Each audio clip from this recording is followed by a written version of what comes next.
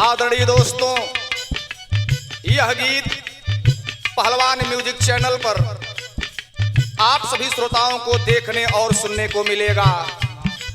उम्मीद करते हैं आप लोग पसंद करेंगे और आपसे निवेदन है कि पहलवान म्यूजिक के चैनल को आप लोग सब्सक्राइब करें, लाइक करें एंड कमेंट करते हुए शेयर करें।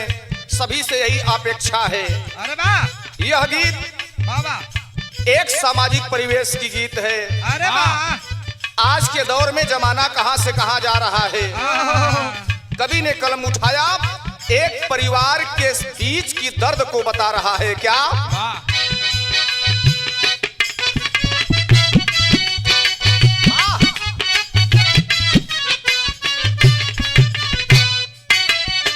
भाव है। बाबूजी के नौकरी बुझे,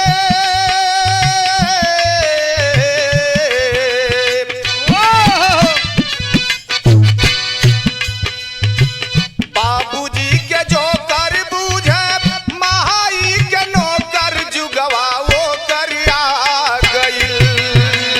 बाबूजी के जो कर बूझे, माई के ठोकर जुगवा वो कर आ गइल। बाबूजी के जो कर बूझे, माई के ठोकर जुगवा वो कर आ गइल।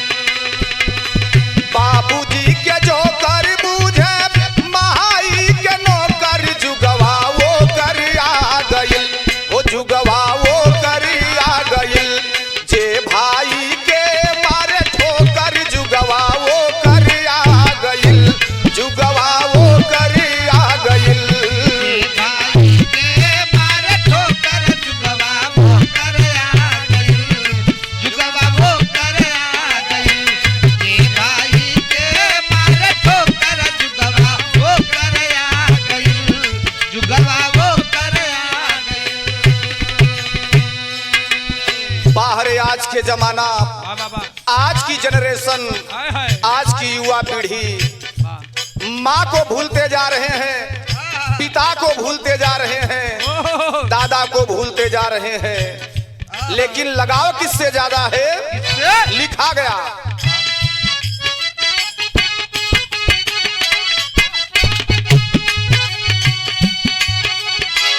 माई तपैरी भैली, माई तपैरी भैली, बाबू दुश्मन हो। माई तपैरे भैले, बाबू दुश्मन हो। माई तपैरी भैली, बाबू दुश्मन हो। और मैं हरित भाईल बिया, मैं हरित भाईल बिया, सबसे भारी धान हो। हर भायल बिया, सबसे भारी धान हो। हर भायल बिया, सबसे भारी धान हो। मैं हरित भाईल बिया, सबसे भारी धान हो। ई खाली मेवा माई, भाकताड़ी चोकर जुगवा वो कर आ गइल। बीबी काली केवा माई, भाकताड़ी ठोकर जुगवा वो कर आ गइल। बीबी काली केवा माई, भाकताड़ी ठोकर जुगवा वो कर आ गइल। भैया हो, बीबी खाली मेवा माई, भाकताड़ी चोकर जुगवा वो कर आ गइल। जुगवा वो कर आ गइल। जे माई के मारे ठोकर जुगवा वो कर आ गइल। जुगवा वो कर आ गइल। माई के मारे ठोकर जुगवा वो कर आ गइल। जुगवा वो कर आ गइल। माई के मारे ठोकर जुगवा वो कर आ गइल। जुगवा वो ये माई के मारे ठोकर जुगवा वो कर आ गइल। जुगवा वो कर आ गइल। भैया हो, जेके सबसे बरियार खुशी रहे, ओही के दुख बाई समय में।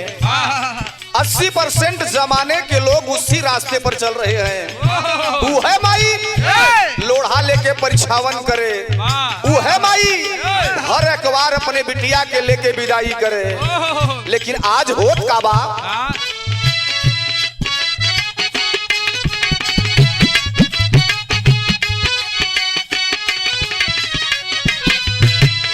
आइली पतोहू हो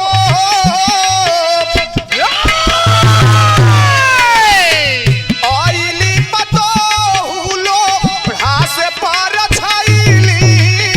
आइली पतोहू तालो रात पार थयले, आइले पतोहू तालो रात पार थयले।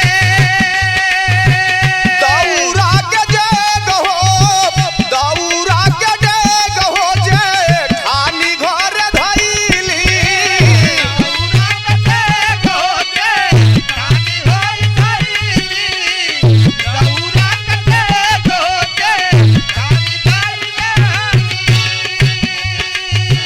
दौरा के डेग हो जे ठानी घरे धैली। तब मतारी कहती अपने मन में मलाल लेकर के, माई सोचत बा कहत बा का, बबुआ हमार बाउर भइले बबुआ हमार बाउर भइले, पढ़ल लिखल होकर जुगवा वो करी आ गइल।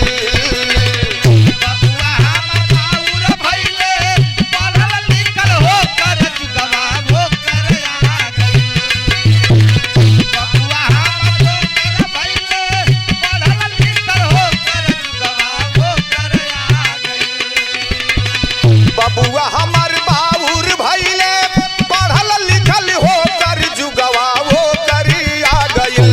हो जुगवा वो करी आ गइल, जे भाई के मारे ठोकर जुगवा वो करी आ गइल। जुगवा वो करी आ गइल।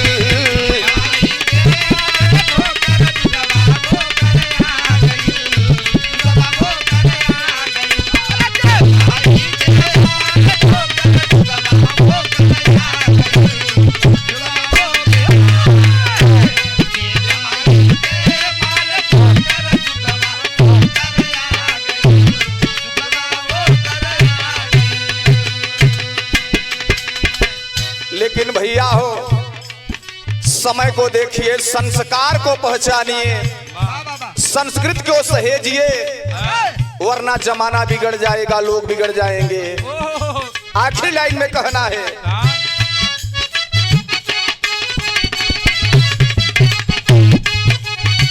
स्वामी राम मूरत गइले स्वर्ग के सिधारी।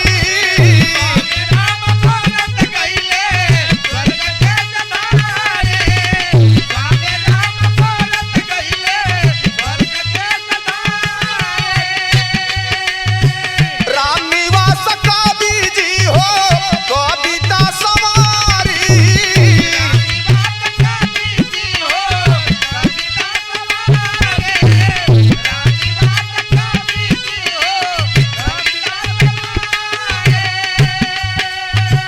राम निवास कवि जी हो कविता सवारी। गायक सुरेंद्र का है